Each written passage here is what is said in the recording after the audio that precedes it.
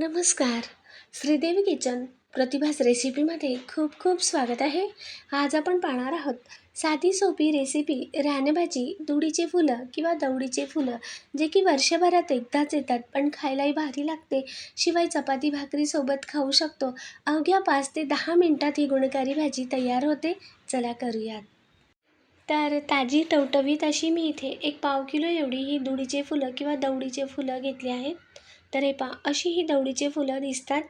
फुलं घेताना अशी टवटवीत पाहून घ्यायची, चांगली ताजी, जास्त बराच वेळची किंवा अगदी चुरमटलेली अशी फुलं न घेता अगदी ताजी टवटवीत फुलं घ्यायची. आता यात काही पानं वगैरे आहेत ते अशी काढून टाकूयात.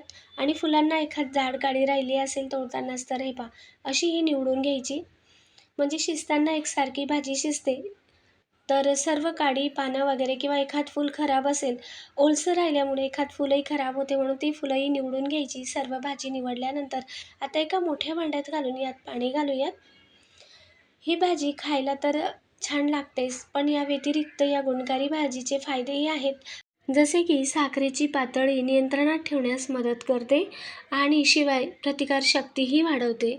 आता सर्व भाजी धुवून घेतली, पाणी निथळून एका ताटात सर्व भाजी काढून घेतली. लागणारे साहित्य पाहूयात. 1.5 ते 2 चमचा घरीच लसूण घालून कुटलेलं लाल तिखट घेतलं आहे. लाल मिरची थोडासा लसूण घालून हे घरीच खलबत्त्यात कुटून घेतलं आहे. त्यानंतर इथे 2 ते 3 लसूण पाकळ्यांचे काप आणि अगदी लहान आकाराचा चिरलेला कांदा किंवा अर्धा कांदा चिरलेला. जास्तही कांदा घालू नये, मग भाजीची मूळ चवही कळत नाही. त्यानंतर आता गॅसवर कढाई ठेवून घेतली. यात घालूया तेल. तेल गरम झाल्यावर एक 3 ते 4 पाकळ्यांचे लसणाचे असे काप करून घेतले होते ते घालूयात. लसूण लाल लालसर होऊ द्यायचा. थोडंसं जिरंही घालू शकता, पण इथे लसणाच्या फोडणीमध्येही ही भाजी छान होते. आता लसूण थोडासा तांबूस रंगावर झाला की तेव्हा यात चिरलेला कांदा घालूयात. कांदा 2 मिनिटं चांगला परतवून घेऊयात. थोडासा कांदा असा मऊ होत आला, गुलाबी रंग झाला की त्यानंतर यात घालूया कुटलेली मिरची.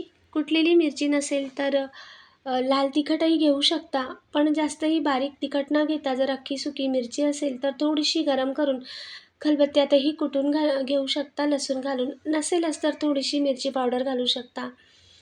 आता कुटलेली मिरची घातल्यावर थोडंसं असं लालसर झालं लाल तिखट की त्यानंतर आता दवडीचे फुलं घालूयात. भाजीतील सर्व पाणी निथळल्यावर मगच भाजी घालायची. आता 2 मिनिटं हे यात चांगलं मिक्स करून घेतलं, चांगलं परतवून घेतलं फोडणीमध्ये. आणि आता मोठ्या आचेवर एकदा पुन्हा चांगलं उलटपालट करून घेऊयात. 2-3 मिनिटं मोठ्या आचेवर चांगलं परतवून घेतल्यानंतर आता गॅस पुन्हा अगदी मंद आचेवर करायचा आणि मंद आचेवर करून एकसारखं यात पुन्हा अर्धा ते 1 मिनिटं चांगलं परतवून घेऊयात. आणि त्यानंतर यात चवीनुसार मीठ घालूयात. मीठ घातल्यावर एकदा चांगलं तळापासून मिक्स करून घेऊयात. भाजीचं प्रमाण कमी झाल्यावर मगच मीठ घालायचं. मिठाचा अंदाजही बरोबर येतो. मीठ घातल्यावर पुन्हा अजून 1-2 मिनिटं चांगलं हे मिक्स करून घेतलं. चांगलं परतलं गेलं की तेव्हा गॅस मंद आचेवर करूयात आणि मंद आचेवर करून यावर ठेवूयात झाकण. एक 3 ते 4 मिनिटाची वाफ देऊयात. 3-4 मिनिटानंतर झाकण काढून घेऊयात. पुन्हा तळापासून भाजी चांगली हलवून घेऊयात.